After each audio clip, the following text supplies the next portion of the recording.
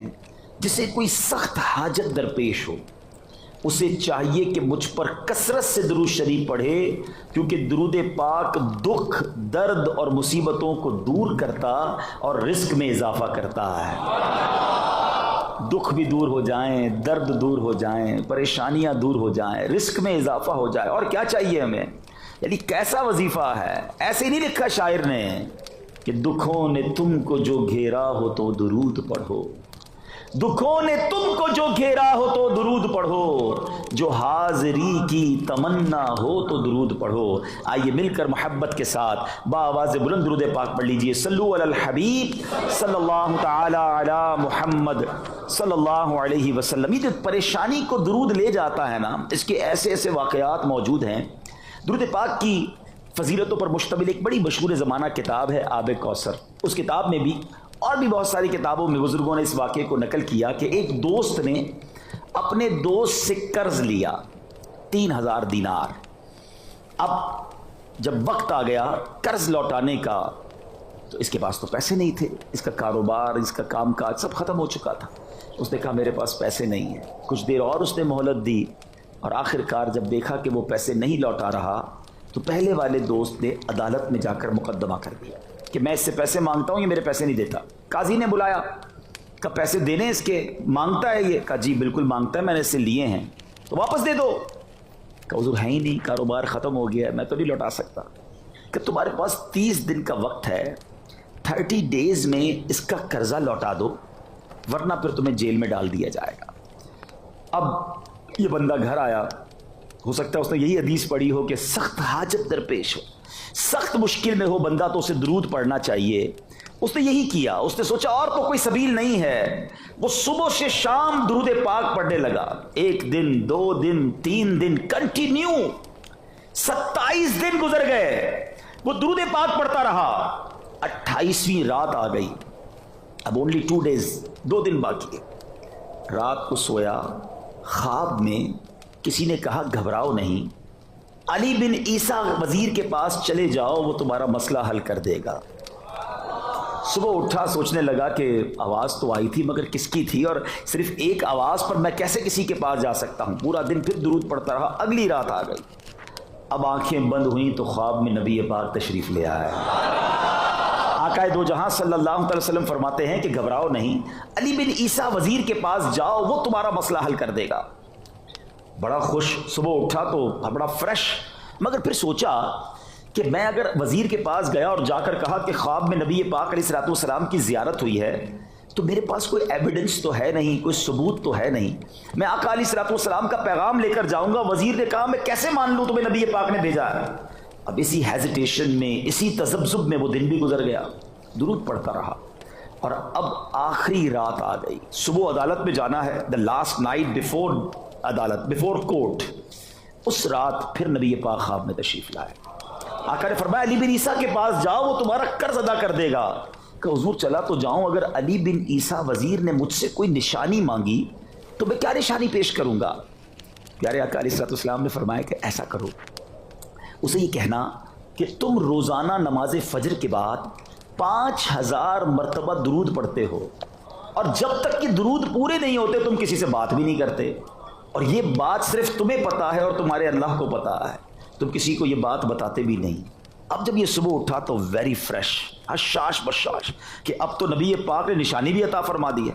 सुबह सुबह वजीर के पास पहुंच गया। वजीर अपने दोस्तों के साथ, अपने रुफका के साथ बैठा था। कहा हुजूर मुझे आपसे बात करनी है। कहा क्या बात करनी है? कहा एक बड़ा इंपॉर्टेंट मैसेज लेकर आया हूँ। अच्छा किसका मैसेज है? कहा रसूल पाक का मैसेज लाया। वजीर ने कहा अच्छा चलो आ जाओ, कमरे में बैठते हैं। सबको बाहर कर दिया। कहा बताओ क्या पैगाम है? कहा हुजूर मैं 3000 दीनार का मकरूज हूँ, and today is the last day, आज आखिरी दिन है। अगर मैं आज अदालत में पैसे लेके नहीं गया तो मुझे जेल हो जानी है, और मेरे आका अलैहिस्सलाम मेरे ख्वाब में आए हैं, मुझे आपके पास भेजा है कि वहां जाकर मैं आपके पास जाऊंगा तो आपने मेरा कर्ज अदा कर देना है। वो कहता है ठीक है बात तो सही है, मगर आप कोई निशानी लाए हैं कि नबी पाक ने आपको भेजा है? कहता खाली हाथ नहीं आया, मेरे आका ने मुझे निशानी भी बताई है। हुजूर निशानी यह है कि आप रोजाना सुबह 5000 مرتبہ درود پاک پڑھتے ہیں، اور جب تک آپ کے وہ درود فائنل نہیں ہوتے آپ کسی سے بات نہیں کرتے۔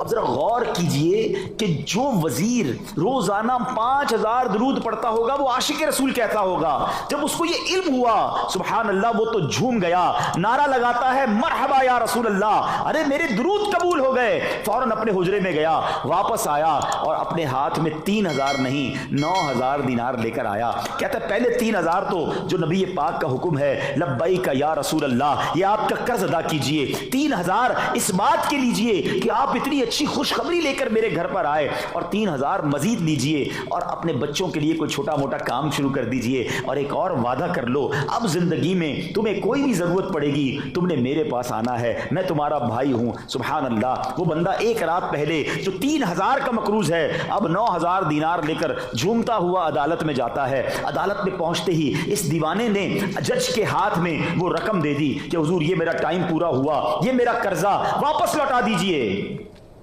جج کہتا ہے پیسے تو لوٹا دوں گا، بتاؤ آئے کدھر سے؟ تم تو کہتے تھے کاروبار ختم، تم تو کہتے تھے اب میرا جناب کوئی کام نہیں، اور یہ 3000 دینار کی رقم جمع کیسے کر کے لائے؟ اب اس عاشق رسول نے گویا زبان کال سے نہیں زبان حال سے گویا اس طرح اپنی داستان پوری عدالت میں سنائی کہ اتنا دیا سرکار نے مجھ کو، اتنی میری اوقات نہیں، اتنا دیا سرکار نے مجھ کو، اتنی میری اوقات نہیں، یہ تو کرم ہے ان کا ورنہ مجھ میں تو ایسی بات نہیں۔ اس نے بھری عدالت میں سارا واقعہ سنایا کہ اس طرح نبی پاک خواب میں آئے، آقا نے وزیر کے پاس بھیجا تھا، سبحان اللہ وہ جج بھی کیسے ہوتے تھے، وہ زمانہ بھی کیسا تھا۔ اب وہ عدالت کے درمیان جج اپنی کرسی سے کھڑا ہوا، اپنے کمرے میں گیا، واپس آتا ہے اور 3000 دینار اس عاشق رسول کے ہاتھ میں دیتا ہے، کہتا ہے سارا ثواب علی بن عیسیٰ لے جائے، میں بھی تو نبی پاک کا غلام ہوں، تمہارا قرضہ میں ادا کرتا ہوں۔ ابھی سنو تو صحیح، جس نے مقدمہ کیا تھا وہ بھی تو ساری بات سن رہا تھا نا، وہ سارا ماجرا دیکھ رہا تھا، کہتا رکیے رکیے، کاغذ قلم لائیے، میں اپنا قرضہ ہی اس کو معاف کر دیتا ہوں، جس پر میرے آقا کا اتنا کرم ہے۔ اس بھائی نے قرضہ معاف کر دیا۔ اب یہ عاشق رسول کہتا ہے حضور جو آپ نے 3000 دیے تھے یہ تو واپس لے لیں، میرا تو قرضہ ہی معاف ہو گیا۔ وہ جج بھی کیسا ہے، کہتا ہے جو پیسے سرکار کے نام پہ نکال دیے واپس نہیں لینے، یہ بھی تم لے جاؤ۔ ذرا غور کیجئے، کتابوں میں یہ واقعہ لکھا ہے کہ جس شخص کو جس دن جیل ہونی تھی 30 دن کمپلیٹ ہو گئے تھے، 1 دینار دینے کو نہیں تھا، اب وہ 12000 دینار لے کر گھر کو واپس جا رہا ہے۔ یہ ہے درود پاک، صدق کے دل سے، دل کی گہرائیوں سے۔ آج بھی کوئی نبی پاک علیہ الصلوۃ والسلام کو پکارے، میرے آقا آج بھی امت پر مہربان ہیں۔ کیا خوبصورت بات بریلی کے تاجدار لکھتے ہیں، فریاد امتی جو کرے حال زار میں، فریاد تو کرے نا، دل سے پکارے تو صحیح نا، فریاد امتی جو کرے حال زار میں، ممکن نہیں کہ خیر بشر کو خبر نہ ہو، واللہ وہ سن لیں گے، فریاد کو پہنچیں گے، اتنا بھی تو ہو کوئی جو آہ کرے دل سے۔ تو آج بھی اگر نبی پاک علیہ الصلوۃ والسلام کی طرف لو لگائی جائے، اگر آپ یہاں کوئی بیمار بیٹھا ہے، کوئی قرض دار بیٹھا ہے، کوئی پریشان بیٹھا ہے، کوئی بے اولاد بیٹھا ہے، خدا کی قسم درود پاک کو کثرت سے اپنا ورد بنا لو۔ میرے آقا کا گویا وعدہ ہے کہ یہ درود تمہاری مشکلوں کو دور کر دے گا۔ تو یہاں جتنے اسلامی بھائی موجود ہیں تو اپنی زندگی میں درود پاک کو شامل کیجئے۔ آئیے ایک بار پھر محبت کے ساتھ باآواز بلند درود پاک پڑھ لیں، صلو علی الحبیب صلی اللہ تعالی علی محمد صلی اللہ علیہ وسلم۔ میٹھے میٹھے اسلامی بھائیوں، اولیاء کرام کے سردار اور جماعت اولیاء میں بہت بڑا نام، آسمان ولایت کے چمکتے ہوئے ستارے حضرت سیدنا حسن بصری رحمۃ اللہ تعالی علیہ۔ آپ کا مقام کتنا برتر و اعلیٰ ہے کہ آپ تابعی بزرگ ہیں، آپ نے کئی صحابہ کرام علیہ رضوان کی زیارت کی، اور مولا کائنات شیر خدا کرم اللہ تعالی وجہ الکریم یعنی مولا علی سے آپ نے وضو کا طریقہ براہ راست سیکھا۔ اتنی قرب آپ کو صحابہ کرام سے ملا۔ آپ کے بارے میں آتا ہے کہ آپ بڑے خوف خدا والے، بڑی عاجزی اور انکساری والے، اللہ پاک نے آپ کی زبان میں بڑی تاثیر رکھی تھی، بڑی حکمت بھری باتیں کیا کرتے۔ آپ بیان کر رہے تھے، امام حضرت حسن بصری اور مولا علی شیر خدا کرم اللہ تعالی وجہ الکریم نے آپ کا بیان سنا، اور مولا علی فرماتے ہیں بیان سن کر سبحان اللہ یہ تو کسی صدیق کا کلام ہے، اندازہ کیجیے کتنا بڑا مرتبہ ہے، مگر آپ کی زندگی کا ایک عجیب واقعہ جس میں ہمارے لیے بہت سارے میسیجز ہیں۔ ایک مرتبہ آپ نے کہیں جانا تھا تو دریائے دجلہ کے کنارے تشریف لائے اور دریا پار کرنے کے لیے کشتی کا انتظار کرنے لگے۔ اتنے میں حضرت حبیب عجمی رحمۃ اللہ تعالی علیہ، یہ بھی بڑے زبردست ولی اللہ ہے اور یہ حضرت حسن بصری کے شاگرد بھی رہ چکے ہیں، آپ سے علم دین سیکھا انہوں نے۔ حضرت حبیب عجمی آئے، انہوں نے پوچھا حضور کہاں جانا ہے؟ فرمایا دریا پار جانا ہے، کشتی کا انتظار کر رہا ہوں۔ حضرت حبیب عجمی نے کہا اللہ پر توکل کیجیے اور دریا پار کر لیجیے۔ یہ کہہ کر حضرت حبیب عجمی رحمۃ اللہ تعالی علیہ پانی کے اوپر چلتے ہوئے دوسرے کنارے پر چلے گئے۔ حضرت حسن بصری دریا کے کنارے ہیں اور حضرت حبیب عجمی رحمۃ اللہ تعالی علیہ پانی پر چلتے ہوئے دریا پار کر گئے۔ اچھا حضرت حسن بصری نے یہ دیکھا تو آپ غش کھا کر گرے اور بے ہوش ہو گئے۔ ابھی کمال کی بات سنیے گا، اب ہوش آیا تو لوگوں نے کہا حضور آپ بے ہوش کیسے ہو گئے؟ فرمایا مجھے قیامت کا منظر یاد آ گیا۔ حبیب عجمی نے علم مجھ سے سیکھا اور میرے سامنے یہ دریا پار کر کے چلے گئے اور مجھے قیامت کا منظر یوں یاد آیا کہ قیامت کے روز جہنم کی پشت پر پل صراط قائم کیا جائے گا، رکھ دیا جائے گا اور اس سے گزرنے کا حکم دیا جائے گا۔ اگر وہاں بھی ایسا ہوا کہ لوگ پل صراط سے آسانی سے گزر گئے اور میں ادھر محروم رہ گیا تو میرا کیا بنے گا؟ بس اسی دہشت سے میں بے ہوش ہو گیا۔ پل صراط ہے تلوار کی بھی دھار سے تیز، کس طرح میں اسے پار کروں گا یا رب۔ اے میرے بیچ اسلامی بھائیوں، ہم بات کر رہے ہیں اولیاء کرام کے سردار کی۔ خوف خدا کا عالم دیکھیں، جن کے پاس نیکیوں کے انبار ہیں، وہ فکر آخرت میں کیسے مبتلا رہتے تھے، کس طرح خوف الہی میں لرزتے تھے، عاجزی کا کیا مقام تھا۔ اگر سیدنا حسن بصری نے گزرنا ہے تو ہم نے بھی تو گزرنا ہے نا۔ ہم میں سے کون ہے جس کی آنکھیں کبھی اس خوف سے بہی ہوں کہ میں پل صراط سے گزر پاؤں گا کہ نہیں؟ کبھی سوچا پل صراط کیسا پل ہے؟ احادیث میں مضمون ملتا ہے یہ تلوار سے زیادہ تیز ہے اور فرمایا بال سے زیادہ باریک ہے، تھنر دین ہیئر۔ اس سے کیسے؟ اور جو پل ہے نا یہ اندھیرے میں ڈوبا ہوا ہوگا، نیچے جہنم ہے اور لوگوں کی چیخو پکار مچی ہوئی ہوگی، کٹ کٹ کر لوگ جہنم میں گر رہے ہوں گے۔ اچھا ایسا نہیں ہے کہ اسلام آباد میں ہم کہیں جا رہے ہوتے ہیں، کوئی راستہ جام ہوتا ہے، کہیں کوئی ایجیٹیشن ہو رہا ہے، ہڑتال ہو رہی ہے تو ہم راستہ دوسرا لے لیتے ہیں، ڈی ٹور کہتے ہیں اس کو، کہ یار راستہ چینج کرو کسی اور راستے سے چل رہے ہیں۔ ہمارے سامنے لوگ کٹ کٹ کر جہنم میں گر رہے ہوں گے، مگر سب کو یہی حکم ہوگا کہ اسی سے گزرنا ہے۔ دل نہیں چاہ رہا ہوگا پھر بھی گزرنا ہوگا۔ جس نے تیاری کی کہ پل صراط پر ہم ثابت قدم رہیں، اور بزرگان دین کمال کے لوگ ہیں۔ ان ایچ اینڈ ایوری انسیڈنٹ، ہر طرح کے واقعات میں وہ فکر آخرت کو تلاش کر لیتے تھے۔ ہم وہ لوگ ہیں جہاں فکر آخرت سامنے نظر آتی ہے وہاں بھی نہیں تلاش کرتے، وہاں بھی نہیں سوچتے ہیں۔ ابراہیم بن ادم رحمت اللہ تعالی علیہ یہ بھی زمانے کے ولی ہیں۔ پہلے کے زمانے میں لوگ مل کر نہاتے تھے۔ اگر آج بھی آپ ترکی، مصر وغیرہ جائیں تو بڑے بڑے حمام بنے ہوئے ہیں۔ اس زمانے میں لوگ مل کر غسل کرتے تھے، حمام بنے ہوتے تھے، گھروں میں غسل خانے نہیں ہوتے تھے۔ حضرت ابراہیم بن ادم ایک بار گئے کسی غسل خانے پر، دروازے پر ان کو روک لیا گیا، آپ نہیں جا سکتے، آپ کے پاس پیسے کا پیسے نہیں، نہیں جا سکتے۔ بہت آپ نے ریکویسٹ کی، اس نے نہیں جانے دی۔ آپ زاروں کتار رونے لگے۔ کہتا اب روئیے تو نہیں، پیسے نہیں میں جانے دیتا ہوں۔ کہتے اس لیے نہیں رو رہا کہ تم مجھے جانے نہیں دے رہے، میں یہ سوچ رہا ہوں حمام تو وہ جگہ ہے جہاں نیک بھی جاتے ہیں، گناہ گار بھی جاتے ہیں۔ میرے پاس کچھ رقم نہیں تھی، تم نے نہیں جانے دیا۔ جنت میں تو جائیں گے ہی اللہ کے پسندیدہ بندے۔ اگر جنت کے دروازے پر مجھے روک کر کہہ دیا گیا تمہاری نیکیاں قبول نہیں، تم نہیں جا سکتے، میرا ادھر کیا بنے گا؟ لک ایٹ دس تھنک، ان کی سوچ کیسی ہوتی تھی کہ کسی بھی بات میں آخرت کی فکر پیدا کرنا ہے۔ ایک بزرگ کے بارے میں آتا ہے آپ کپڑے کے بہت زبردست دستکاری کرتے تھے، بہت اسپیشل تھے اپنے کپڑا سینے میں۔ ایک بار آپ نے کپڑا بنا، تیار کیا، ڈیزائن کیا اور اب کپڑے کے ماہر کو جا کے دیا کہ ذرا دیکھیں کپڑا میرا کیسا ہے۔ جب اس ماہر ایکسپرٹ کے ہاتھ میں وہ کپڑا آیا نا، وہ کہتا ہے آپ کی سلائی میں بھی ڈیفیکٹ ہے، مثال دے رہا ہوں، آپ کے کلر بھی ٹھیک نہیں ہے، آپ کی جناب فلاں چیز بھی ٹھیک نہیں ہے۔ اس نے 3-4 نقص نکالے، یہ بزرگ زاروں کے تار رونے لگے۔ کہتا حضرت روئیں تو نہیں، میں ایسے ہی اپروو کر دیتا ہوں۔ کہا نہیں، اس نے نہیں رو رہا کہ تم نے میرے کپڑے میں ڈیفیکٹ نکالے ہیں۔ آج میں نے اپنے طور پر ایک پرفیکٹ کپڑا بنایا، مگر جب یہ ماہر کے ہاتھ میں آیا تو ماہر نے دیکھ کر پہچان لیا کتنی غلطیاں ہیں۔ میں نے تو اپنے طور پر نمازیں پڑھی ہیں، سجدے کیے ہیں، صدقے دیے ہیں، حج کیے ہیں، روزے رکھے ہیں، اگر بروز قیامت اللہ کی بارگاہ میں جب میرے اعمال پیش ہوں گے اور مجھے کہہ دیا گیا کہ تمہارے سجدوں میں اخلاص نہیں تھا، تمہاری عبادتیں اللہ کے لیے نہیں تھی، اور میری عبادت میں نقص نکال کر اس عبادت کو ضائع کر دیا گیا، اس عبادت کو ختم قرار دے دیا گیا، تو میرا کیا بنے گا؟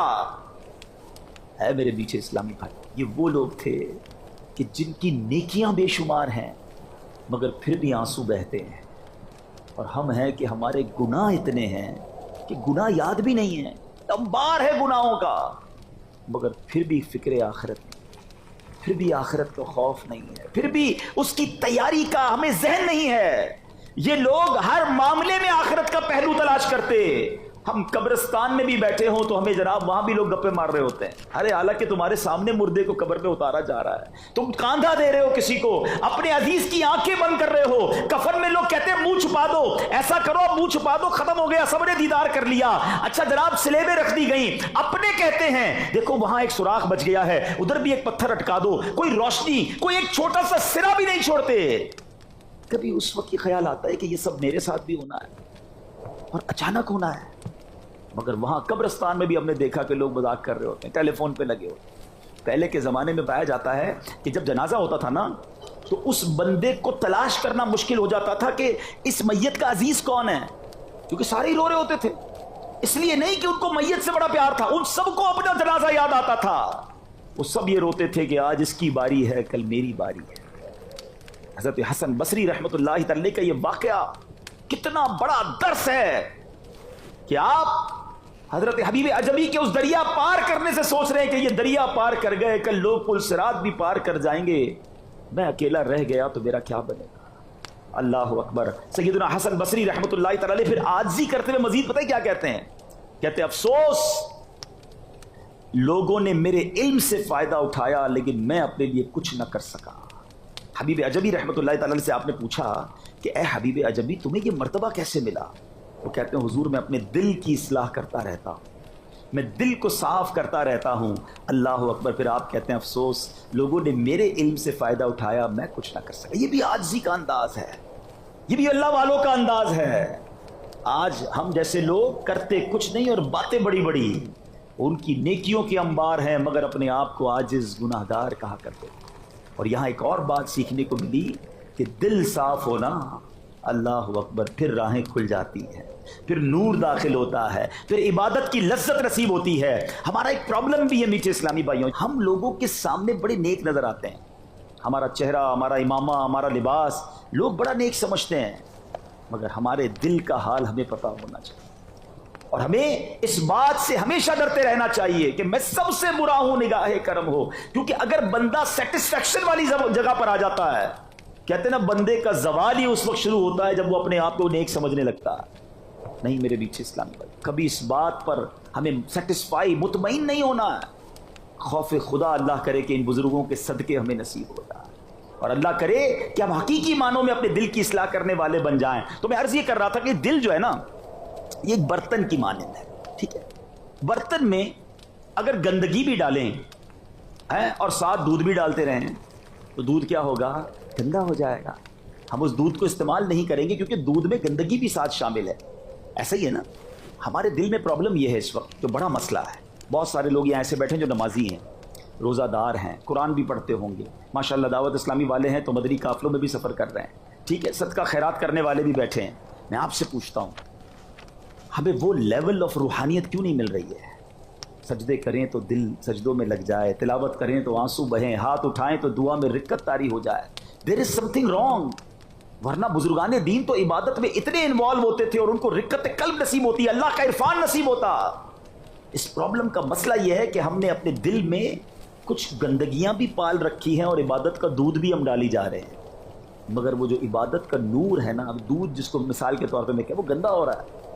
جس دن دل صاف ہو گیا نا، غیبت، تکبر، حسد، بدگمانی، کینہ، بغض، یہ دل کی بیماریاں جس دن دل سے نکل گئی نا، پھر دیکھو تمہیں ہر سجدہ تمہارے درجوں کو بڑھائے گا، پھر تلاوت کرو گے تو قرآن بند کرنے کو جی نہیں چاہے گا، پھر نماز کے لیے کھڑے ہو گے تو جی چاہے گا اور نفل پڑھ لوں، اپنے رب کا اور قرب حاصل کر لوں۔ مسئلہ یہ ہے کہ عبادت تو ہو رہی ہے مگر ساتھ کچھ گناہ بھی ہیں جو ہم نہیں چھوڑ رہے، کچھ گندی یا بری عادتیں بھی ساتھ لگی ہوئی ہیں۔ اے میرے میٹھے اسلامی بھائیوں، اب آؤ یہ نیت کریں کہ اپنے دل سے ان گندگیوں کو صاف کریں۔ حضرت حبیب عجمی رحمت اللہ تعالی علیہ کیا خوب فرماتے ہیں کہ حضور میں بس اپنے دل کی اصلاح کرنے کی کوشش کرتا رہتا ہوں، اللہ نے کتنا بڑا مرتبہ عطا فرمایا۔ اللہ کرے کہ ہم بھی اپنا دل صاف کرنے کی کوششوں میں مصروف ہو جائیں۔ حضرت حسن بصری رحمت اللہ تعالی علیہ عاجزی کیسی کر رہے ہیں کہ میں پیچھے رہ گیا، حالانکہ آپ ایسے صاحب کرامت بزرگ ہیں کہ ایک مرتبہ سفر حج میں آپ نے اپنے ساتھیوں کو کھجوریں تقسیم کی، اور جب ان دوستوں نے کھجوریں کھا کر دیکھا تو ان کھجوروں میں جو گٹھلیاں تھیں وہ سونے کی تھیں۔ ایک روز آپ کو دیکھا گیا کہ آپ نماز پڑھنے کے لیے پانی پر جائے نماز بچھائے نماز ادا کر رہے ہیں، بے شمار کرامتیں ہیں مگر پھر بھی عاجزی ہے، ہم اندر سے خالی ہیں مگر پھر بھی عاجزی نہیں، پھر بھی اپنے آپ کو کچھ سمجھنے لگ جاتے ہیں۔ ایک حج کر لیں تو جناب حاجی بن جاتے ہیں، نمازیں پڑھیں تو لوگوں کو بتاتے پھرتے ہیں کہ میں 5 وقت نماز پڑھتا ہوں، حالانکہ ہماری نمازوں کا، ہماری عبادتوں کا حال کیا ہے وہ ہمیں معلوم ہے۔ میرے میٹھے اسلامی بھائیوں، بزرگان دین کی سیرت سے مجھے اور آپ کو سیکھنا ہے کہ ہمیں اپنے آپ میں جب تک شرمندگی نہیں ہوگی نا، جب تک یہ خوف نہیں ہوگا کہ اللہ جو ٹوٹی پوٹی عبادتیں کر رہا ہوں وہ تو نہیں قبول کرنی ہے، میرے پاس تو کچھ نہیں ہے، اور اپنے گناہوں پر شرمندہ ہونا ہے۔ اللہ اکبر۔ امیر اہل سنت اپنے کلاموں کے ذریعے، اپنے بیانات کے ذریعے، مدنی مذاکروں کے ذریعے یہ سوچ ہمارے اندر منتقل کرنے کی کوشش کرتے ہیں کہ دیکھو اگر نیکی کر بھی لی ہے تو اپنے آپ کی گناہ ضرور یاد رکھنا، اور یہ نیکیاں ناقص ہیں، اس پر اللہ کی بارگاہ میں بار بار توبہ کرتے رہنا۔ کیا خوبصورت التجا، کس پیارے انداز میں امیر اہل سنت اللہ کی بارگاہ میں پیش کرتے ہیں۔ آپ لکھتے ہیں اشعار کے اندر، عمر بدیوں میں ساری گزاری،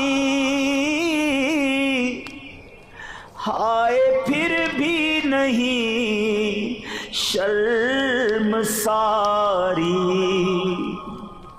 عمر بدیوں میں ساری گزاری،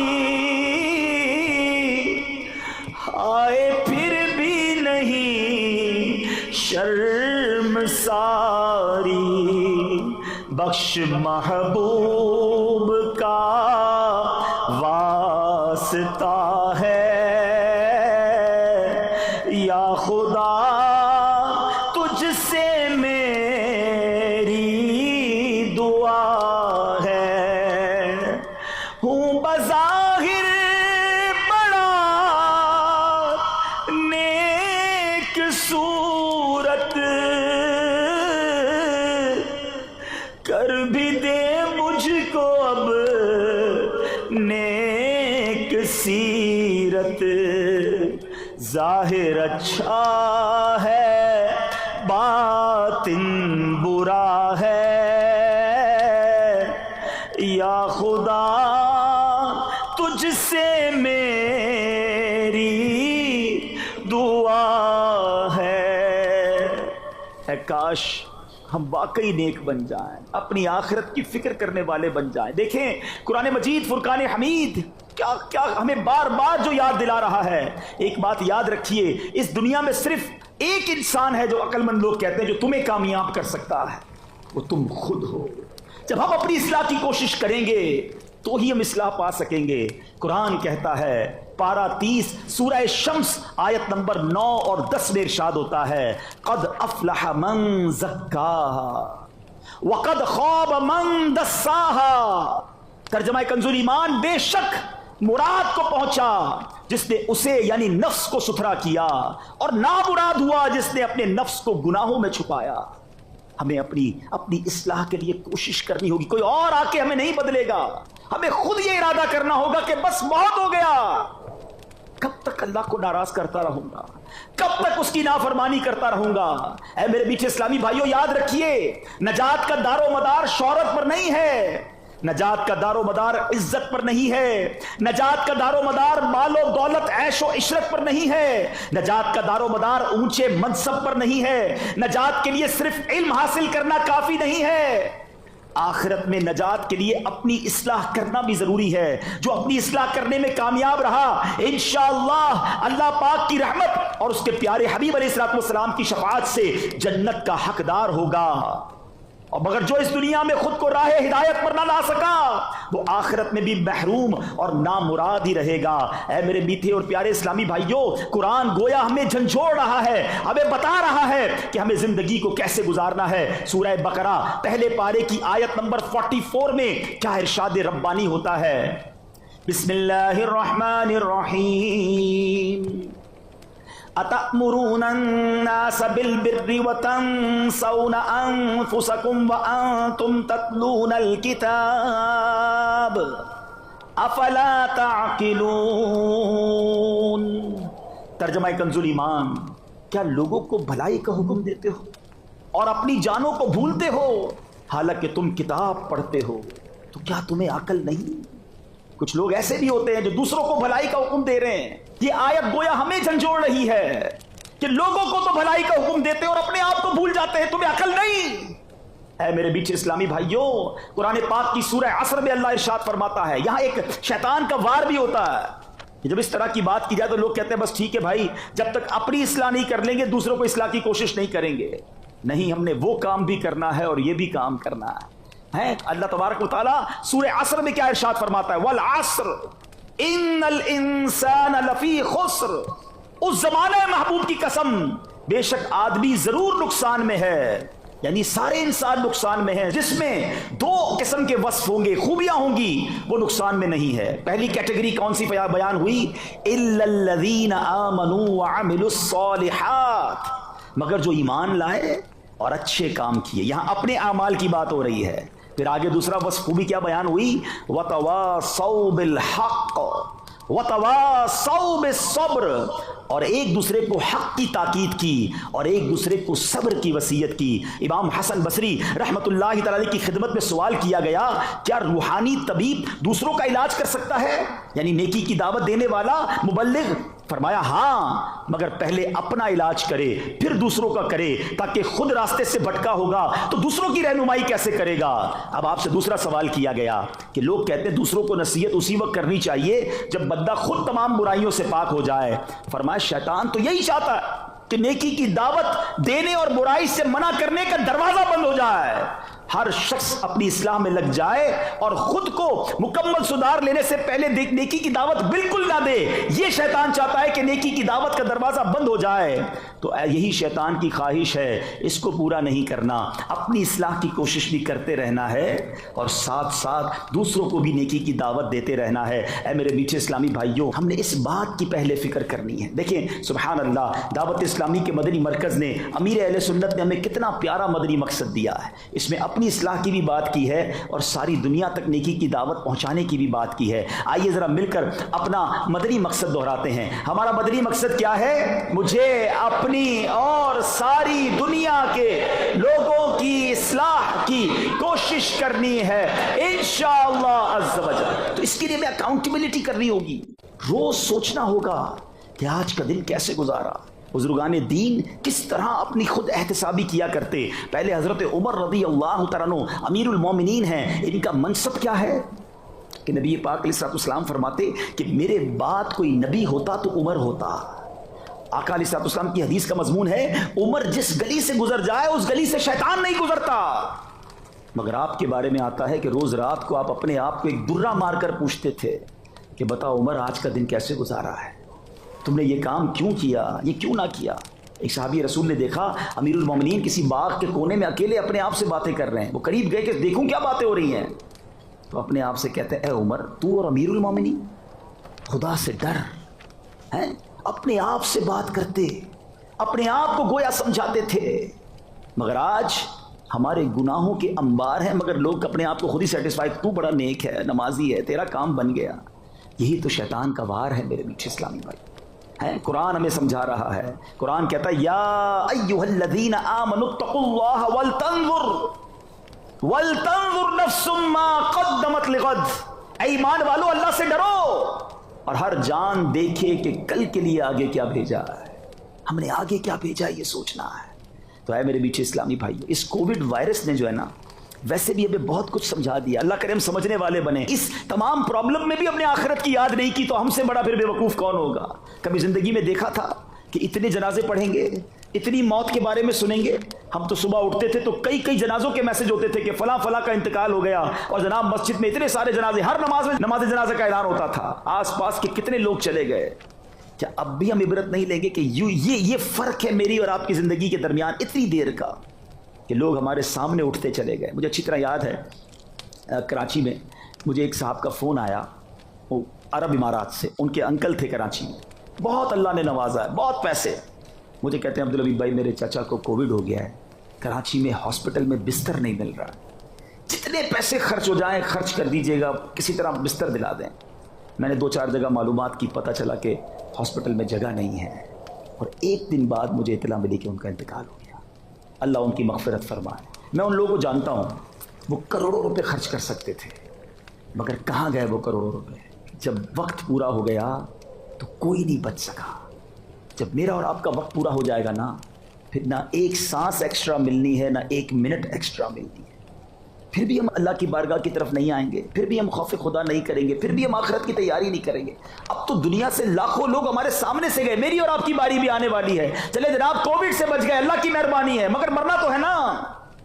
لیکن پھر بھی نافرمانی ہو رہی ہے, پھر بھی ایک ایسی لائف گزار رہے ہیں. دیکھیں میرے اور آپ کے موبائل پر ایک میسج آتا ہے, جناب آپ کا بیلنس 90% یوز ہو گیا ہے, اب ذرا بیلنس ڈلوا لیں ورنہ موبائل بند ہو جائے گا. مگر زندگی کے لیے ایسا کوئی میسج نہیں آئے گا کہ جناب آپ کی 90% زندگی گزر گئی ہے, اب توبہ کر لیں, اب نمازیں پڑھ لیں, اب حرام کام چھوڑ دیں, اب جناب 2 دن رہ گئے اب تو توبہ کر لیں. نہیں جناب, صبح بندہ گھر سے نکلتا ہے اور یہ کہہ کے نکلتا ہے کہ یہ والے کپڑے استری کر کے رکھنا اور یہ والا کھانا بنا کے رکھنا, کھانا کھاؤں گا پھر کپڑے پہن کے پارٹی میں دوستوں کے پاس جانا ہے. کھانا بھی تیار ہوتا ہے, کپڑے بھی استری ہوتے ہیں, اور بندے کا جنازہ آتا ہے. ایسا ہوتا ہے نا, ہمارے ساتھ بھی ایسا ہی ہونا ہے.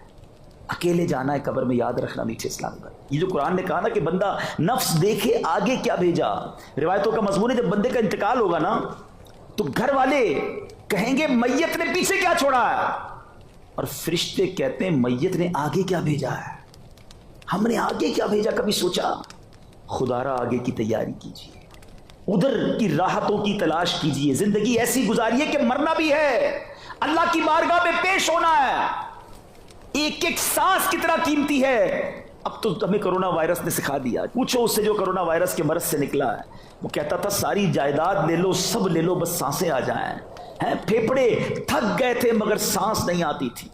یہ کتنی بڑی نعمت ہے سانس. آپ نے وہ سوشل میڈیا کی پوسٹ پڑھی ہوگی کہ ایک صاحب تھے کسی ملک میں, ان کو آکسیجن کا پرابلم ہوا. ان کو جب ہاسپٹل میں داخل کیا گیا, 12 دن یا 10 دن انہوں نے ہاسپٹل میں گزارے.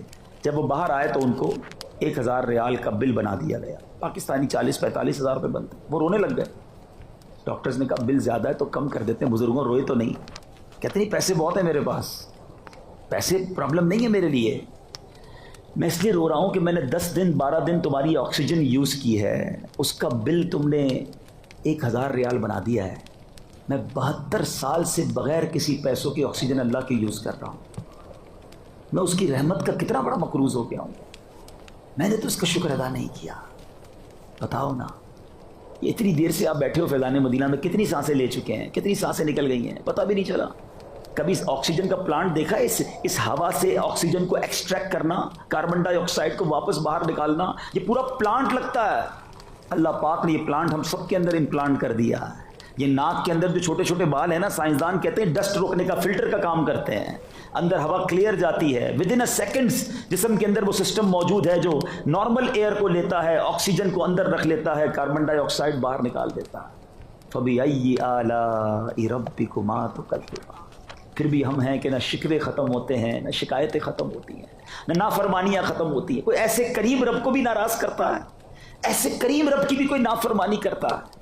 اور یقین کریں میٹھے اسلامی بھائی, نافرمانی کے باوجود وہ اتنا دے رہا ہے, تو جو فرما بردار ہو جائے گا اس کے تو وارے نیارے ہو جائیں گے نا. اس پر تو کیسے کرم کے دروازے کھلیں گے, اس پر کیسی رحمت کے دروازے کھلیں گے. لوگ ملتے کہتے ہیں میرے سارے کام ہی ٹیڑھے ہیں, گھر میں پرابلم, کاروبار میں پرابلم, صحت ٹھیک نہیں ہے, معاملات الجھے ہوئے ہیں. میرا ان سے یہی کہنا ہے کہ بھائی جو خوشیاں دینے والا ہے تم نے اسی کو تو ناراض کیا ہے. جو نعمتیں دینے والا ہے وہی تم سے ناراض ہے. کسر کون سی چھوڑی ہم نے اپنے رب کو ناراض کرنے میں؟ تو اے میرے میٹھے اسلامی بھائیوں، آئیے ہم یہ نیت کر کے جائیں کہ ہم نے بدلنا ہے، ہم نے انشاءاللہ نیکی کے راستے کی طرف آنا ہے. مجھے بتانے کی ضرورت نہیں ہے کہ ہم میں سے کس کے اندر کون سی برائی، ہم سب جانتے ہیں، ہر بندے کو پتا ہے کہ کیا کیا غلط کر رہا ہوں، کیا غلط دیکھ رہا ہوں، کیا غلط سن رہا ہوں، کیا غلط کھا رہا ہوں، کمائی میں کیا گڑبڑ ہے. پلیز بہت ہو گیا، اب ہمت کیجئے. قرآن پکار رہا ہے قد افلح من تزکا، بے شک مراد کو پہنچا جو ستھرا ہوا.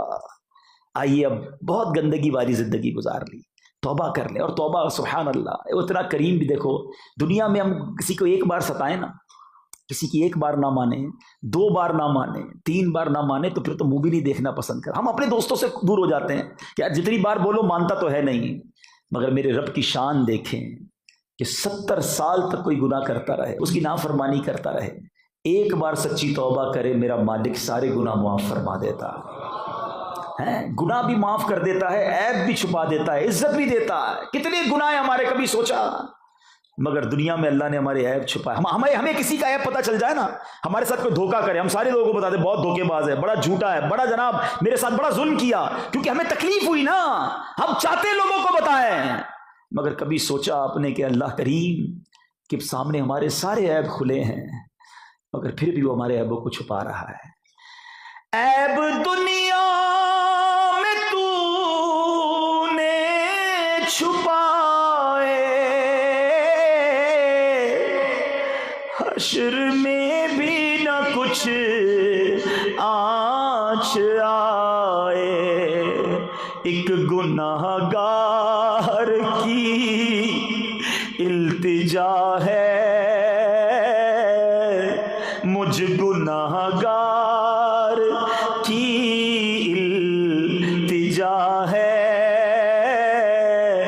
یا خدا تجھ سے میری دعا ہے، مغفرت کا ہوں تجھ سے سوالی،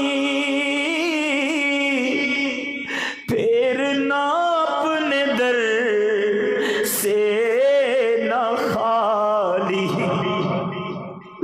مغفرت کا ہوں تجھ سے سوالی، پھیرنا اپنے در سے نہ خالی. مجھ گناہ گار کی التجا ہے، یا خدا تجھ سے میری دعا ہے. دنیا میں ہمارے ساتھ کوئی ایک احسان کرے ہم اسے ناراض نہیں کرتے. کبھی سوچا اللہ نے ہم پر کتنے احسان کیے ہیں؟ پنجابی شاعر کہتا نا، ایک گناہ میرے ماں پیو ویکھن مینو عمری منہ نہ لاوے. ایک گناہ میرے ماں پیو ویکھن مینو عمری منہ نہ لاوے. لکھ گناہ میرا مالک ویکھے وہ پھر بھی پردے پاوے. اس نے ہمارے عیب چھپائے ہیں، لوگوں میں عزتیں دی ہیں، لوگ ہمیں پہچان رہے ہیں، مگر مالک جانتا ہے ہم کتنے گناہ گار ہیں. ہمارا آفس پہ کام کرنے والا ہمارا کام نہ کرے نا، ہم اسے نوکری سے نکال دیتے ہیں. اس کو موٹر سائیکل دی ہو کہ اس کام کے لیے دی، وہ کام نہ کرے، موٹر سائیکل واپس لے لیتے ہیں. اللہ نے آنکھیں دی ہیں، ہونا تو یہ چاہیے تھا یہ آنکھیں حرام دیکھتی تو وہ ہمیں اندھا کر دیتا، واپس لے لیتا نا. یہ زبان دی ہے، یہ زبان حرام بات کرتی وہ گونگا کر دیتا. یہ ہاتھ ظلم اور حرام کی طرف بڑھتے وہ ہاتھ لے لیے جاتے. مگر اس نے نعمتیں جاری رکھی ہیں. مگر یاد رکھنا ایک دن آنا ہے جب ان نعمتوں کا جواب دینا ہوگا. ثم لتسألن یومئذ عن النعیم. پھر ایک دن تم سے ان نعمتوں کے بارے میں پرسش کی جائے گی، پوچھا جائے گا. کیسے جواب دیں گے؟ اے میرے میٹھے اسلامی بھائیو، خدا را اللہ سے محبت کیجیے، رب سے پیار کیجیے. اس کی نافرمانی اچھی چیز نہیں ہے. اتنا قریب، اتنا مالک، اتنا خالق، ایسا بخشنے والا، ایسا مہربان. اے اللہ عدل کی تو ہم قابل ہی نہیں ہے نا، ہمیں تو پہلے ہی پتہ ہے کچھ نہیں ہے، گناہ ہی گناہ ہے، خطائیں ہی خطائیں. میرے مالک تیرے عدل کے نہیں، تیری رحمت کے سوالی بن کر جمع ہوئے. فضل کرے تے بخشے جاسن میں مرگے منہ کالے رحمت دا دریا الہی ہر دم وگدا تیرا جے ایک قطرہ بخشے مینوں بس جے ایک قطرہ بخشے مینوں کم بڑھ جاوے میرا اے میرے مالک جے میں ویکھا عملہ ولے کچھ نہیں میرے پلے کچھ بھی نہیں مولا یہ سب دکھاوے ہیں تو جانتا ہے ہم کتنے برے ہیں ہمارا چہرہ بے شک ہمیں لوگ نیک سمجھتے مولا تجھے سب پتا ہے ہم آج تیرے دربار میں اپنے ہر جرم کا اقرار کرتے جے میں دے دیکھا عملہ ولے کچھ نہیں میرے پلے پر مولا جے میں ویکھا رحمت تیری بلے بلے بلے اے اللہ آج تیرے بندے تیرے گھر میں بیٹھے تجھے پکار رہے ہم شرمندہ ہیں ہمیں آقا کی وہ حدیث ہم نے سنی ہے کہ گناہوں سے توبہ کرنے والا ایسا ہے التائب من الذنب کمن لا ذنب له گناہوں سے توبہ کرنے والا ایسا ہے جیسا اس نے گناہ کیا نہیں اے میرے مالک آج ہم بھی تجھ سے توبہ کرتے ہیں بس سچی توبہ تو نہیں دینی ہے ہماری توبہ بھی ناقص ہماری باتیں بھی ناقص کچھ نہیں آتا مولا تیرے حبیب کا فرمان سن کر توبہ کر رہے بس قبول کر لے استقامت دے دے سچی توبہ عطا کر دے بڑے بڑے گناہ کیے ہیں ہم تو اتنے بڑے مجرم ہیں کہ ہمیں اپنے گناہ بھی یاد نہیں کس کس گناہ کی معافی مانگے بس تو معاف کر دے اچھوں کے صدقے معاف کر ہمیں ایسی توبہ دے دے کہ پھر گناہ کی طرف نہ لوٹے میرا مالک بہت کریم ہے میرے میٹھے اسلامی بھائی آؤ بس آج بدل کر جانا ہے آج جیسے آئے ہیں نا ویسے نہ جاؤ خدا کی قسم کامیاب وہ ہے بعض اوقات جب کسی کا بڑا بنگلہ دیکھتے ہیں کسی کی بڑی گاڑی دیکھتے ہیں کسی کے جناب دنیا کے عیش و آرام دیکھتے ہیں ہمیں لگتا ہے یہ کامیاب ہو گیا نہیں قرآن بتاتا ہوں کس کو کامیاب کہتا ہے قرآن میں رب فرماتا ہے فَمَنْ زُحْزِحَ عَنِ النَّارِ وَأُدْخِلَ الْجَنَّةِ فقط فاز سنو کامیاب کون ہے قرآن کہتا ہے جو آگ سے بچا کر جنت میں داخل کیا گیا وہ مراد کو پہنچا وہ کامیاب ہے ارے دنیا میں سب کچھ مل گیا اور اگر ادھر جہنم میں ڈال دیا گیا تو کدھر جائیں گے نرم نرم بستروں پر سونے والوں اچھا اپنی پسند کا تکیہ نہیں ہوتا تو نیند نہیں آتی سردی میں ہیٹر نہ ہو تو نیند نہیں آتی گرمی میں اے سی یا پنکھا نہ ہو تو نیند نہیں آتی جنریٹر ہمیں چاہیے یو پی ایس ہمیں چاہیے کبھی سوچا کہ آج اس نرم بستر کے بغیر نیند نہیں آتی اگر قبر میں سانپ اور بچھو آ گئے تو کدھر جاؤں گا ادھر کی آسائش کی فکر ہے ادھر کی کیوں نہیں کرتے ادھر اللہ نے بہت اچھے اچھے گھر دے دیے کبھی سوچا کہ اگر جنت کا گھر نہ ملا اور جہنم ٹھکانہ بن گئی تو کیا بنے گا